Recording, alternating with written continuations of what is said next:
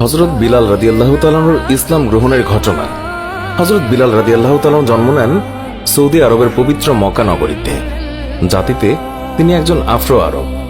পিতার নাম রাবাহ আর মায়ের নাম হামামা। তার পিতা একজন কৃতদাস হলেও মা হামামা ছিলেন শাহজাদি। শাহজাদি কেমন করে গোলামের স্ত্রী হলেন সেটা জানতে হলে আমাদেরকে একটু পেছনে ফিরে যেতে হবে। মধুর আজানের ধ্বনিতে সমগ্র ধর্মপ্রাণ মুসলিমদের হৃদয়ে আকুল হয়। যে মানুষটি সর্বপ্রথম এই পবিত্র আজান কণ্ঠে ধারণ করেছিলেন তার নাম হযরত বিলাল রাদিয়াল্লাহু তাআলা আনহু, ইসলামের প্রথম মুয়াজ্জিন।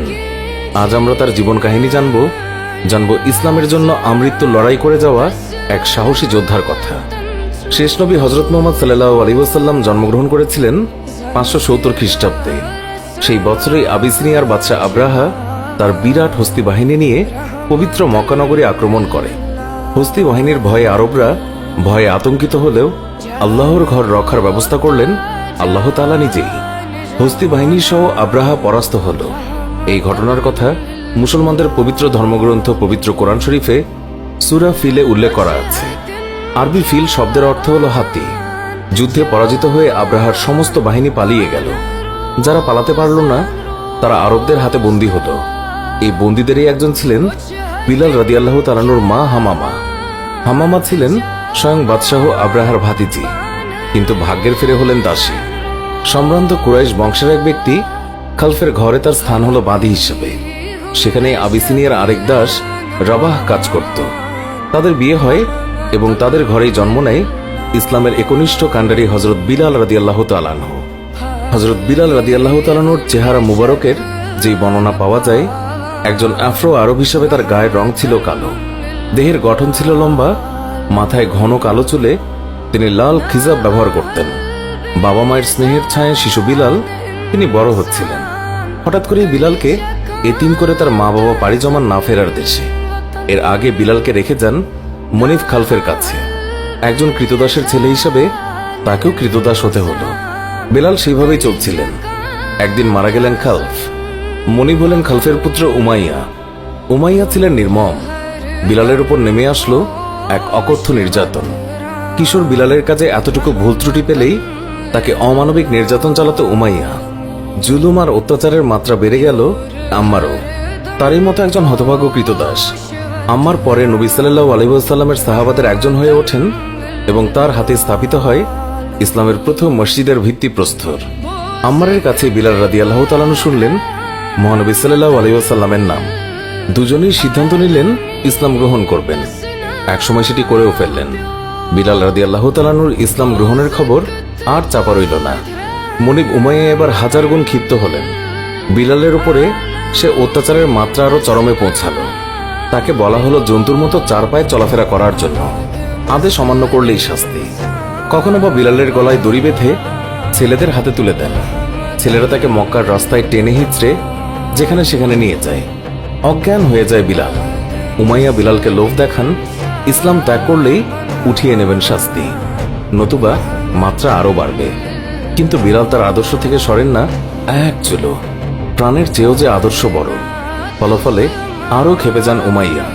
নির্যাতন ক্রমে বেড়েই চলল। এবার বিলালের বুকে ভারী পাথর চাপিয়ে তাকে মরুভূমির অগ্নিতপ্ত বালুর উপরে চিৎ করে শুইয়ে রাখা হলো। বন্ধ করা হলো খাবার। চাবুকের আঘাতে আঘাতে তাকে জর্জরিত করা হলো। ক্ষত বিক্ষত দেহে ছড়িয়ে দেয়া হলো লবণ। কখনো বা চুবিয়ে রাখা হলো পানিতে।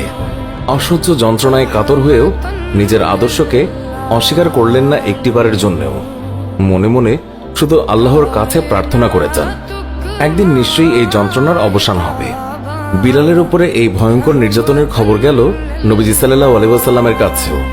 কেঁদে উঠল তার অন্তর। ভাবতে লাগলেন যে কি করা যায়। সাহাবীদের সাথে আলোচনা করলেন। হযরত আবু বকর সিদ্দিক রাদিয়াল্লাহু তাআলা আনহু নবীজিকে বললেন, যেমন করেই হোক আমি হযরত বিলাল রাদিয়াল্লাহু তাআলা আনহুকে মুক্ত করে আনবই ইনশাআল্লাহ, যত টাকা লাগে লাগুক। আবু বকর গেলেন উমাইয়ার কাছে। কিন্তু উমাইয়া জানতেন আবু বকর ইসলাম গ্রহণ করেছেন। তিনি বুঝতে পারলেন আবু বকর বিলালকে ক্রয় করে মুক্ত করে দেবেন। তাই তিনি আবু বকরের প্রস্তাবে রাজি হলেন না। হতাশ মনে ফিরে এলেন আবু বকর। এবার এগিয়ে এলেন নবীর চাচা হযরত আব্বাস রাদিয়াল্লাহু তাআলা আনহু। তিনি বললেন, আমি যেহেতু এখনো ইসলাম গ্রহণ করিনি, তাই উমাইয়া আমার কাছে বিলালকে বিক্রি করতেও পারে। আর হলোও তাই। উমাইয়া রাজি হলো, তবে অর্থ নয়, তাকে গোলামের বদলে গোলাম দিতে হবে। তাই সে পেল। এই প্রথম মুক্তির স্বাদ পেলেন বিলাল রাদিয়াল্লাহু তাআলা আনহু। রাসূলুল্লাহ সাল্লাল্লাহু আলাইহি ওয়াসাল্লামের সহচর্যে তার জীবন একেবারে বদলে গেল নতুন করে। বিলাল রাদিয়াল্লাহু তাআলা আনহু যখন ইসলাম গ্রহণ করেন, তৎকালীন ইসলাম অনুসারীর সংখ্যা ছিল হাতে গোনা 10-12 জন। প্রায় আক্রমণ চলত তাদের উপরে। তাই নবীজি সাল্লাল্লাহু আলাইহি ওয়াসাল্লাম আদেশ দিলেন আবিসিনিয়ায় হিজরতের। সবাই বিলালকে অনুরোধ করল তাদের সাথে যাওয়ার জন্য, কিন্তু প্রাণের নবীকে ছেড়ে বিলাল কোথাও গেলেন না। এর কিছুদিন পর নবীর আদেশে বাধ্য হয়ে মদিনায় হিজরত করলেন। কিছুদিন পরের কথা, নবীজি সাল্লাল্লাহু আলাইহি ওয়াসাল্লাম মদিনা সফরে গেলেন। নামাজ পড়ার জন্য মসজিদ তৈরি হলো, কিন্তু সমস্যা দেখা দিল লোকজনকে একত্রিত করা নিয়ে। কি করা যায় তাই নিয়ে ভাবতে লাগলেন সবাই। একদিন নবীজির আরেকজন প্রিয় সাহাবা আব্দুল্লাহ বিন যায়েদ রাদিয়াল্লাহু তাআলা আনহু স্বপ্নাদেশের মাধ্যমে আজানের কথাগুলো শুনলেন। নবীজিকে শোনাতেই তা তার পছন্দ হলো। তিনি আব্দুল্লাহ বিন যায়েদকে আদেশ দিলেন বিলাল রাদিয়াল্লাহু তাআলা আনহুকে কথাগুলো শিখিয়ে দেওয়ার জন্য। বিলাল রাদিয়াল্লাহু তাআলা আনহুর কণ্ঠস্বর অত্যন্ত সুরেলা ও মিষ্টি হওয়ায় নবীজি সাল্লাল্লাহু আলাইহি ওয়াসাল্লাম বললেন, বিলালই হবে ইসলামের প্রথম মুয়াজ্জিন। তারপর থেকে বিলালের আজানেই আল্লাহর দরবারে হাজিরা দিত সকল ধর্মপ্রাণ মুসলিম। তার আজানে মন এক অদ্ভুত পবিত্রতায় ছেয়ে যেত। বিলাল রাদিয়াল্লাহু তাআলা আনহু ইসলামের প্রতি তার ভালোবাসা, ত্যাগ আর নিষ্ঠার পুরস্কার স্বরূপ লাভ করলেন সারা মুসলিম জাহানের প্রথম মুয়াজ্জিন হওয়ার গৌরব। তিনি নবী করিম সাল্লাল্লাহু আলাইহি ওয়াসাল্লামের প্রায় সমস্ত সাহাবাদের প্রিয়ভাজন ছিলেন। নবীজিকে তিনি প্রাণের চেয়েও বেশি ভালোবেসেছেন। একসময় অসুস্থ হয়ে নবীজি সাল্লাল্লাহু আলাইহি ওয়াসাল্লাম ইন্তেকাল করলেন। শোকে বিহবল বিলাল রাদিয়াল্লাহু তাআলা আনহু মদিনা ছেড়ে চলে যেতে চাইলেন, কিন্তু খলিফা আবু বকর রাদিয়াল্লাহু তাআলা আনহুর অনুরোধে মদিনায় থেকে গেলেও রাসূলুল্লাহ সাল্লাল্লাহু আলাইহি ওয়াসাল্লামের মৃত্যুর পর যত দিন বেঁচে ছিলেন তার মুখে কোনো হাসি ছিল না। বন্ধ করে দিলেন আজান দেয়া। সিরিয়ার যুদ্ধের সময় সেখানে পাড়ি জমালেন। বীরত্বের সাথে অংশ নিয়েছিলেন জিহাদে। ভাগ্যের এমনই লীলা খেলা যে উমাইয়ার হাতে বিলালকে দিনের পর দিন অকথ্য অত্যাচার সহ্য করতে হয়েছে। সেই উমাইয়ার মৃত্যু হল বিলাল রাদিয়াল্লাহু তাআলা আনহুর হাতেই। লোকে তার সুমধুর কণ্ঠের আজান শুনতে চাইত, কিন্তু তিনি রাজি হতেন না। শেষমেশ খলিফার অনুরোধ রাখতে গিয়ে রাজি হলেন ঠিকই, কিন্তু সম্পূর্ণ আজান শেষ করার সাথেই তিনি বেহুশ হয়ে গেলেন। তারপর তার আজান দেয়া একেবারে বন্ধ হয়ে গেল। যেখানে তার প্রাণের নবীজি নেই সেখানে তিনি কেমন করে আজান দেবেন?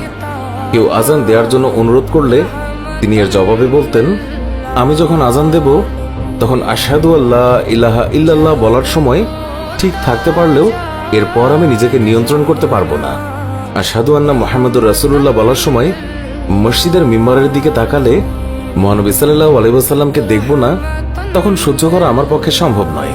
তবু সাহাবীরা তাকে অনুরোধ করল, কিন্তু বিলাল রাদিয়াল্লাহু তাআলা আনহু আগের মতোই নিশ্চল। এবার সাহাবীরা অন্য এক উপায় বের করল। নবীজির দুই দৌহিত্র হযরত হাসান রাদিয়াল্লাহু তাআলা আনহু এবং হযরত হুসাইন রাদিয়াল্লাহু তাআলা আনহুকে ধরলেন বিলালকে আজান দিতে অনুরোধ করার জন্য। আর তাদের এই অনুরোধ বিলাল ফেলতে পারলেন না। এই ছিল তার শেষ আজান। আর সেই আজান তিনি শেষ করতেই পারেননি। আজানের মাঝে তিনি অজ্ঞান হয়ে যান। এরপর মদিনা ছেড়ে তিনি চলে গেলেন সিরিয়ায়। রাসূলুল্লাহ সাল্লাল্লাহু আলাইহি ওয়াসাল্লামকে ছাড়া তার জীবন অসহনীয় হয়ে উঠেছিল। একসময় চিরবিদায়ের ডাক এলো। দমেস্কের ফাওলান নামক স্থানে 641 খ্রিস্টাব্দে মৃত্যুবরণ করলেন ইসলামের প্রথম মুয়াজ্জিন হযরত বিলাল রাদিয়াল্লাহু তাআলা আনহু। তাকে দাফন করা হলো ফাওলানের বাবুর সেগির গোরস্থানে। আল্লাহর রাস্তা আর নিজের আদর্শের জন্য আমরণ লড়াই করে যাওয়া সেই অকুতোভয় বীর সৈনিক আজও সেখানে চিরনিদ্রায় শায়িত আছেন। যতদিন এই আজানের ধ্বনি বাজবে ততদিন তিনিও বেঁচে থাকবেন মানুষের অন্তরে। প্রিয় দর্শক, এর সাথেই শেষ হচ্ছে আমাদের আজকের ভিডিওটি ভালো লাগলে লাইক দিন আর আমাদের অন্য ভিডিওগুলোও দেখুন।